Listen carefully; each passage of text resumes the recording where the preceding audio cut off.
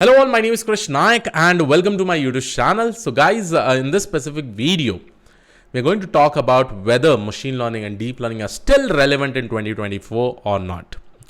As you all know, generative AI is there. Many people are specifically using generative AI. Many bigger companies like Meta, Google, OpenAI, Mistral, they are all in race to create the most amazing LLM and LIM models.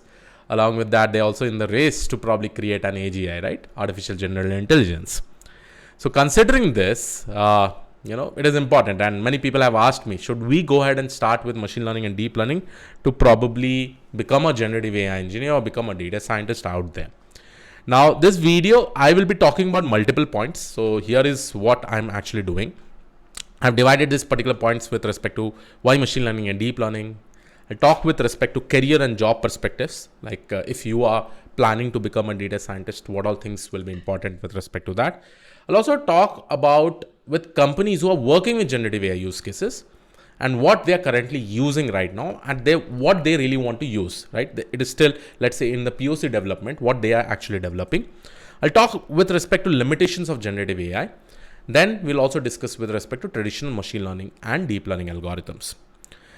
This will also include cost factor also. So when I'm probably specifically talking with respect to all these specific points, then I will also give my conclusion. Let's say if I am probably starting today to learn data science, will I focus on how much weightage or importance will I give it to the machine learning and deep learning algorithms to probably finally become a generative AI engineers who are solving some super cool use cases on this. Now let's go ahead and discuss one by one very important point itself, why machine learning and deep learning, whether you should require or not. Now, the most important factor, if I probably consider with respect to generative AI, and this two questions that you probably see over here, I will try to answer with respect to job perspectives.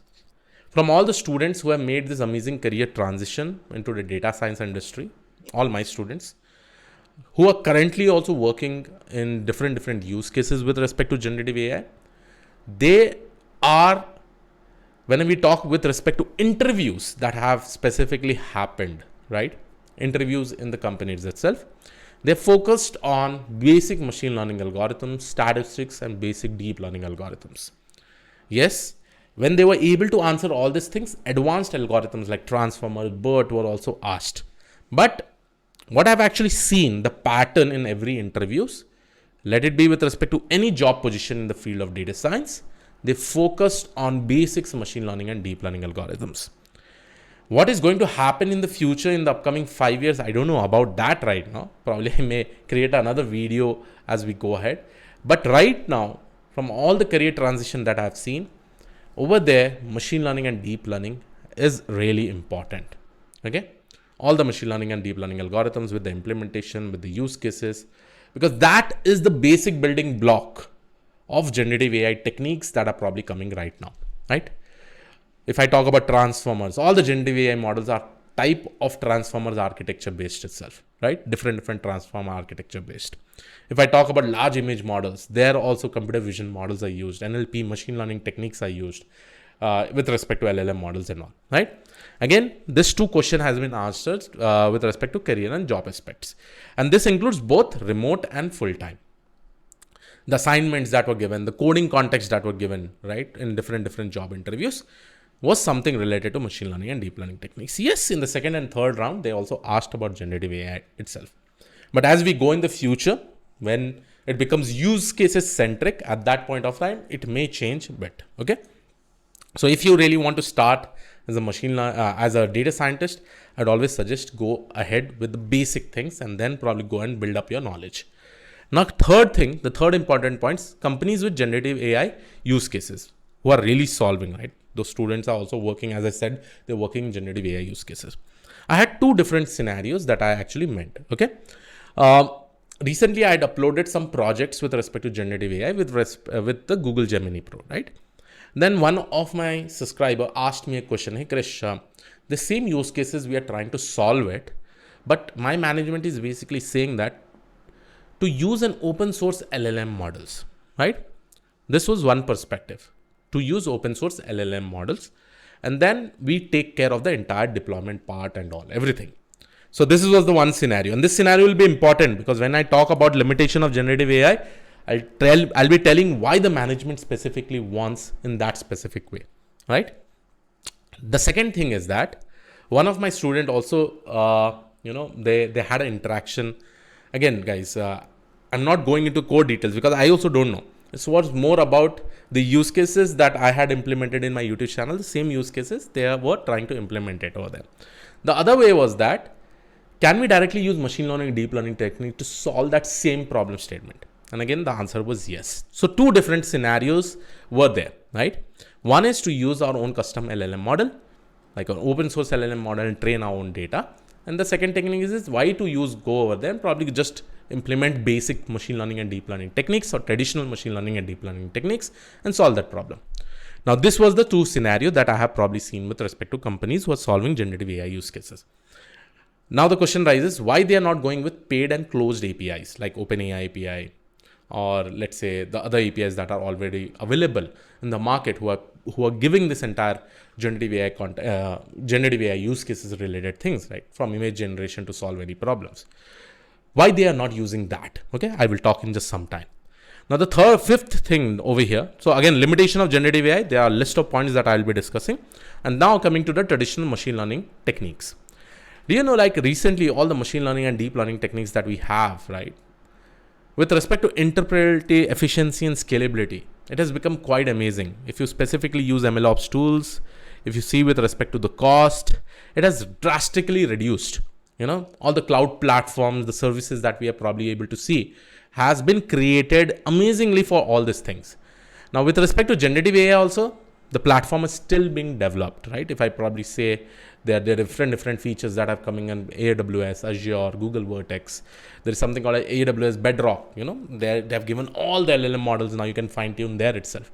But still, cost is the main factor. We have already cracked this entire thing with respect to traditional machine learning algorithms. So if you probably see some of the use cases that I have implemented in my channel, has all these features included over there. Now, these are some of the points. Now, let's go ahead and talk about generative AI limitations. From here, you will be able to understand. The first thing I told about is that the major limitation is data privacy and security. Now understand over there why the management wants to create an open source LLM and then fine tune their data set in their own cloud. And this was the reason, right? They don't want their data to be exposed anywhere. And this is what is the main limitation with respect to generative AI use cases. Why companies specifically do not want to use this, right? Why they really want to go with open source LLM models or traditional machine learning algorithms, as I said. Why they really want to go with this, right? This is the reason. That is data privacy. They're very keen about this data. It can be a financial data. It can be a healthcare data. It can be some important data. And right now, more than 70% of the companies are still not using this functionalities of LLM models from these companies. Yeah, there may be companies who are still using it. I don't know whether they care about the data or not. But most of the companies that exist right now in all the countries, right, they really care about the data. The second thing is ethical consideration. As you know, what is generative AI? Generative AI is a kind of model that creates new content. And obviously it needs to be trained with some content, and the content is available throughout the data, throughout the internet. They have taken the data throughout the internet and they've used for training their models, right? So let's say that I'm writing a blog, right? In that blog, I've written my own content. So without any approval, they're directly using it, right? So that is where this ethical consideration is basically coming up, right? So they've used this, for good purpose. For any purpose, they're specifically using for learning things and all. But they're using this data to create their own models, right? So that they'll be able to generate their own content, right? The third point with respect to limitation is creativity and limitation.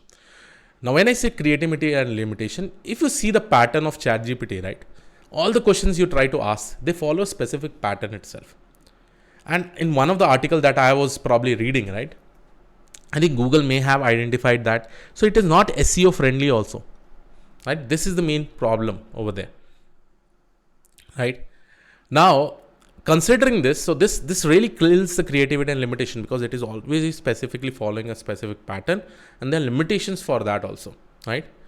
So this can be a problem, and this is one of the limitation. One thing, guys, in data privacy and security, I told about OpenAI, right? Let's say you want to fine tune your own model, right? You may, if you're doing it with the help of OpenAI, right? What you need to do is that you need to probably put that data over there.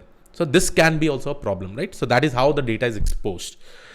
Then assessing the business fit. As I said that, what kind of steps, whether you should use machine learning or deep learning, traditional ML or deep learning techniques to solve a problem directly, you can use OpenAI LLM models or any LLM models as such, right? So if I'm specifically going with respect to solving some use cases with the help of generative AI, that same problem, can I not solve it with simple traditional machine learning and deep learning techniques? Through that, cost will definitely reduce, right? So what happens with respect to assessing the business fit? As I said, right, that same use case, if we are able to solve with respect to traditional ML and DL techniques, why should we specifically use generative AI, right? Coming to the training and fine-tuning techniques, guys, in this, there is always huge amount of resource if we are specifically training an LLM model, right? Obviously, we'll not use, if you can use OpenAI techniques, you can use Hugging Face spaces, but at the end of the day, data is getting exposed over there. If you are planning to do it in your own cloud itself, then again, setup, the training resources may be a constraint, right? So here also we have written it as resource intensity. So overall, if somebody asks me, right, whether we should probably learn machine learning and deep learning to become that data scientist who can solve multiple problems with respect to various use cases, yes, in the future, if the company says, no, go ahead and use generative AI, try to use this, you have to. But it is always a good idea to probably learn machine learning and deep learning techniques, traditional machine learning.